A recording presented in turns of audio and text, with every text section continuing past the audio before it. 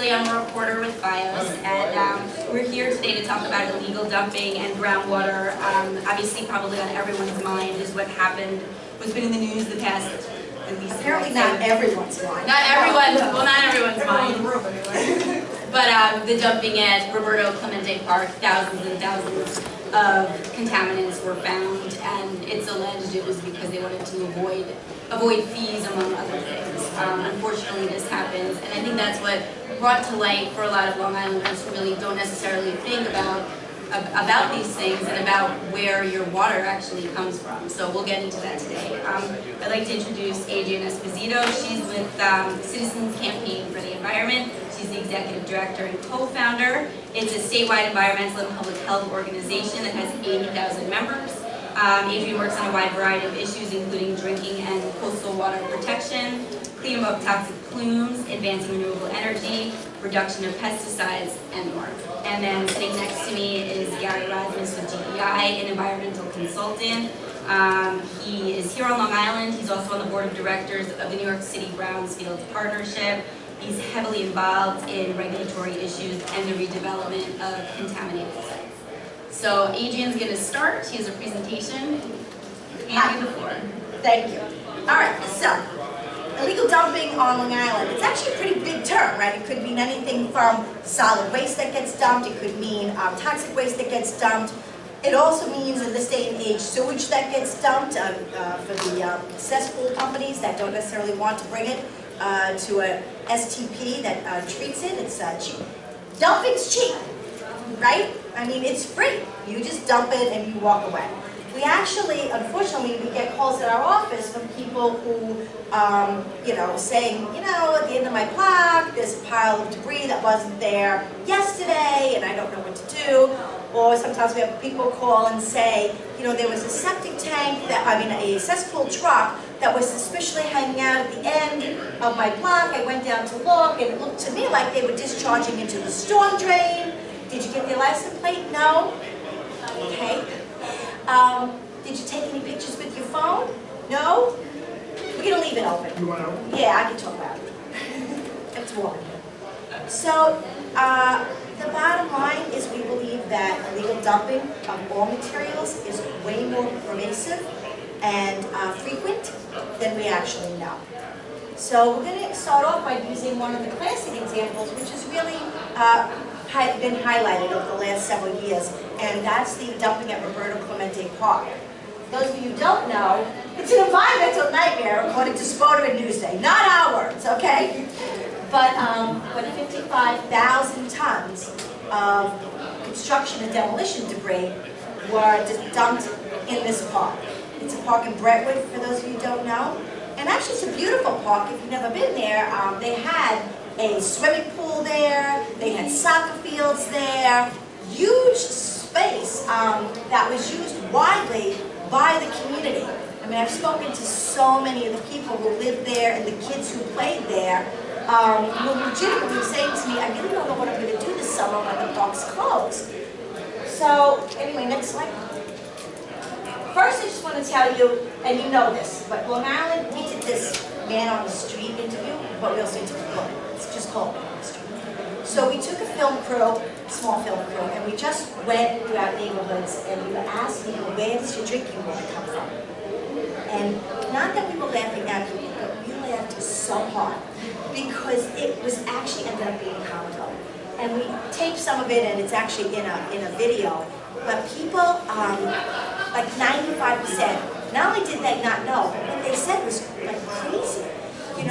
One person said, I don't know, the Gowanus Canal? I'm like, no, I'm sorry, that's not right.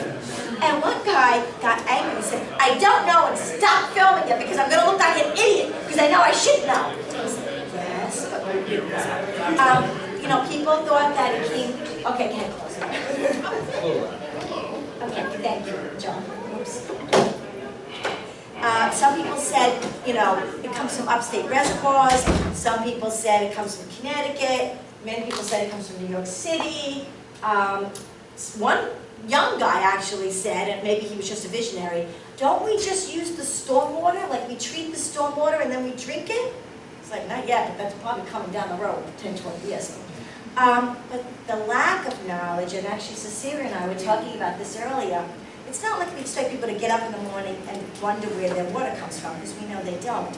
But the basic fundamental knowledge of where it comes from is not there yet. It's grown on Long Island, but it's not really permeating as many people as we need it to. Next slide.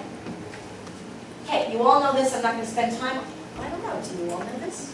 100% of our drinking water comes from underground.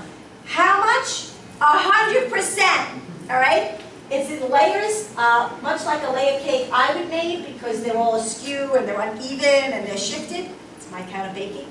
But Magothy services about 80% of Nassau County, and the vast majority of us, even in Suffolk, drink from the Magothy. The Upper Glacier is all those lakes and streams that you see across Long Island. That's the Upper Glacier aquifer peeking its head above ground. The Carmen's River is 90% fed from the Upper Glacier, as well as the Nissaquag and other major rivers.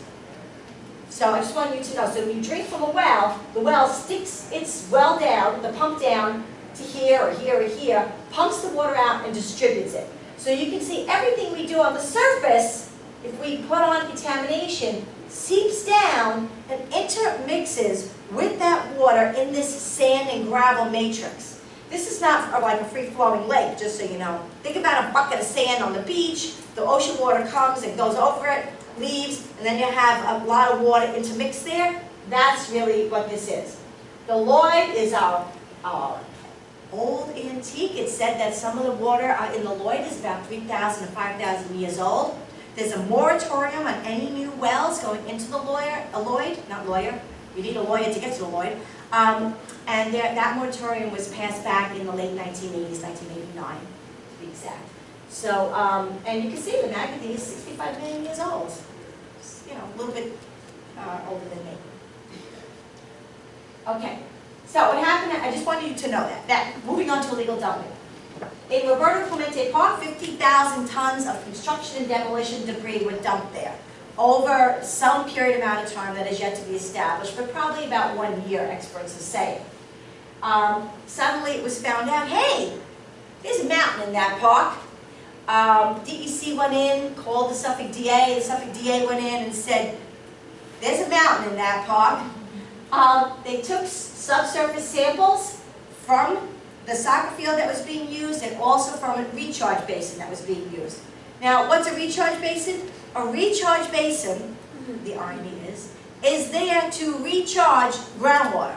So it's designed so that when storm water goes into the recharge basin, it seeps down and supplies the aquifer with more water.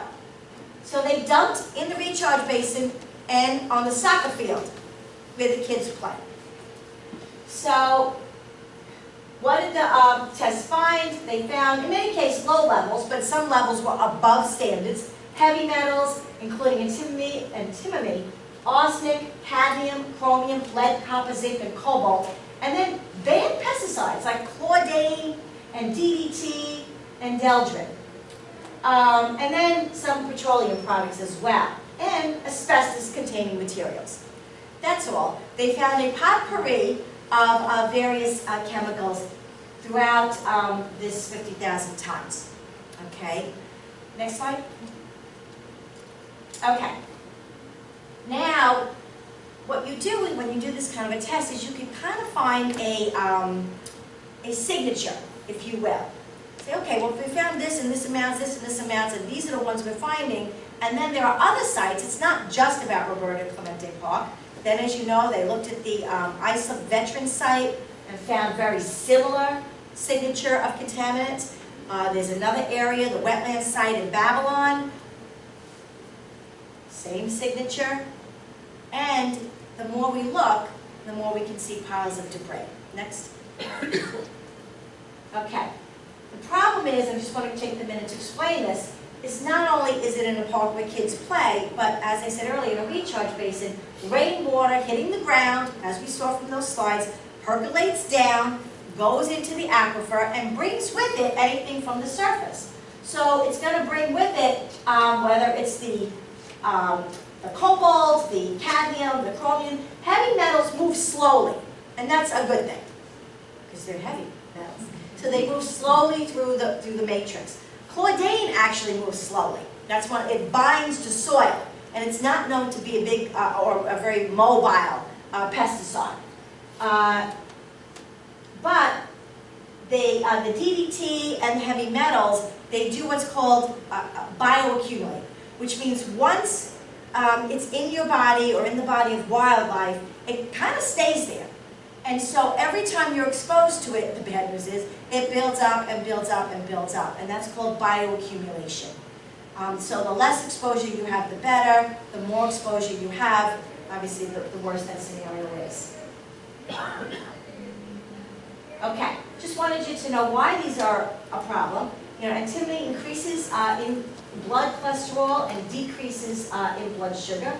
Arsenic causes symptoms raised from anything. I mean, you've read these old mystery novels where they try to poison the spouse with the arsenic, and the spouse is always throwing up and doesn't know why. It's the arsenic. Okay. Vomiting, dehydration, shock, long-term exposure to high levels of drinking water has been associated with skin disorders, increased risk of diabetes, high blood pressure, and several types of cancer.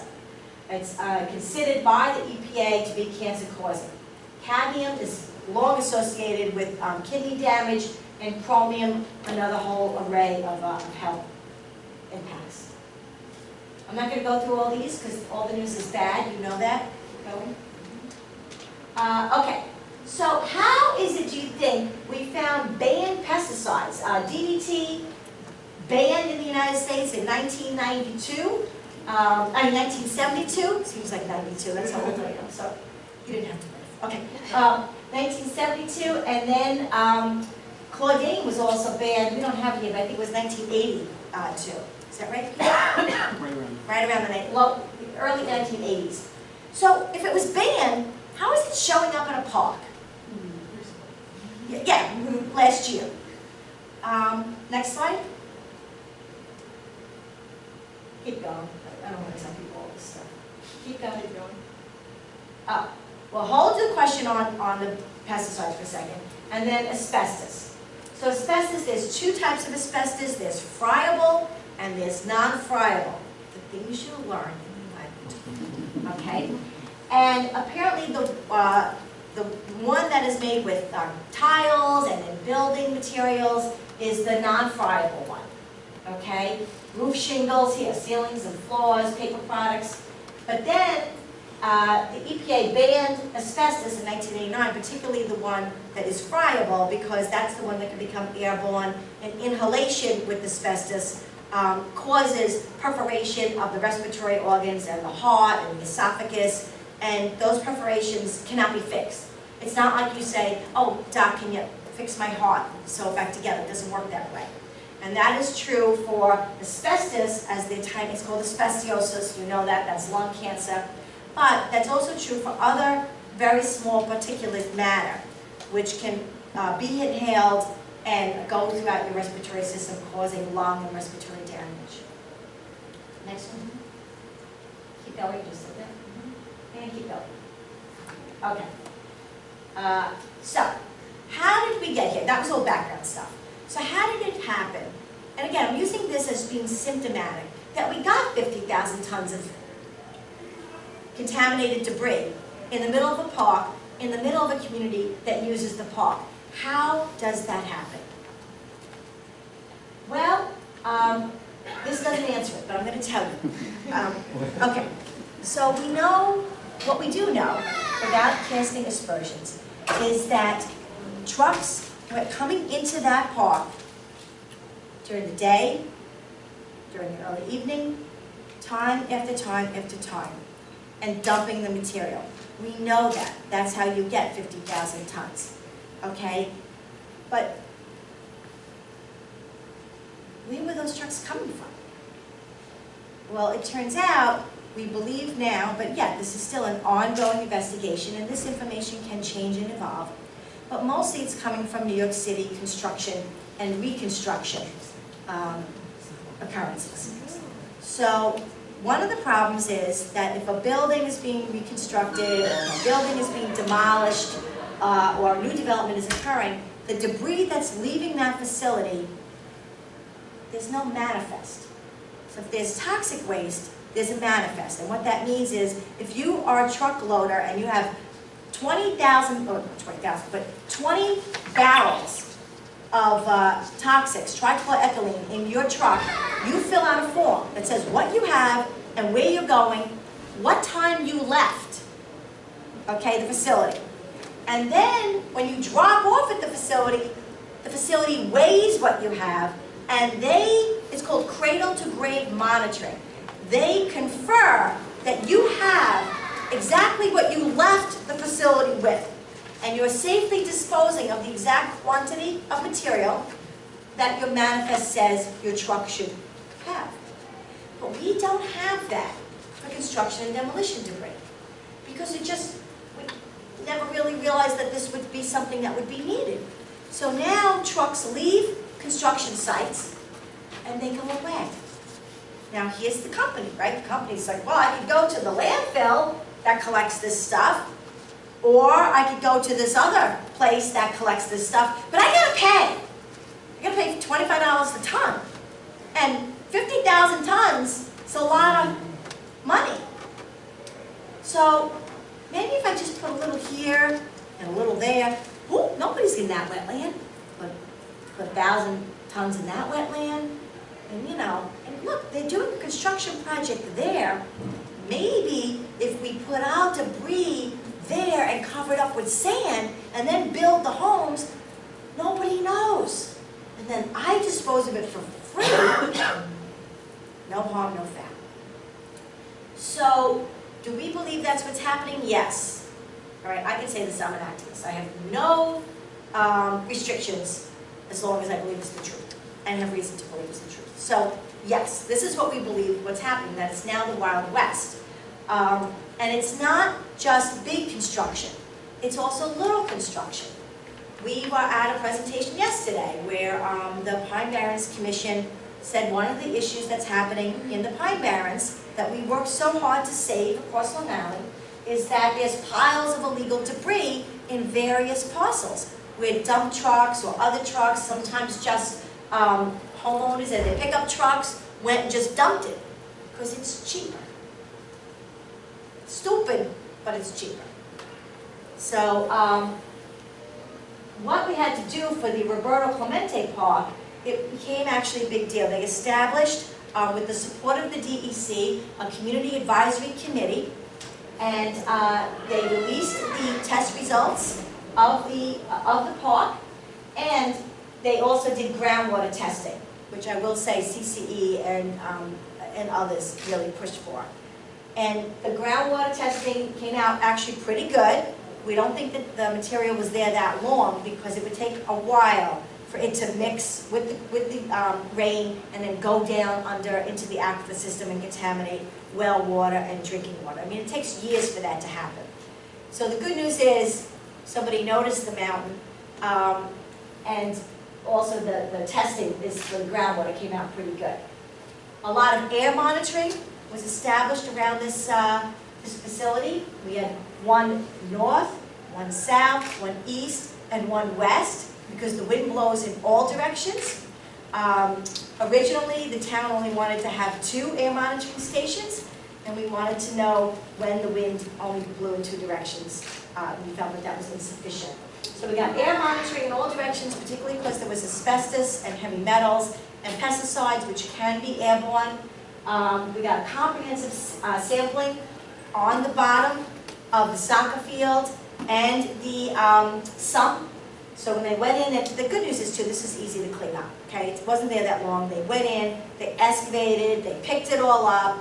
The areas that were contaminated went to a safe hazardous waste facility, and the areas that weren't went to a landfill, which are also lined. So soil samples, groundwater samples, air samples, community oversight, transparency, a lot went on here to clean this park up.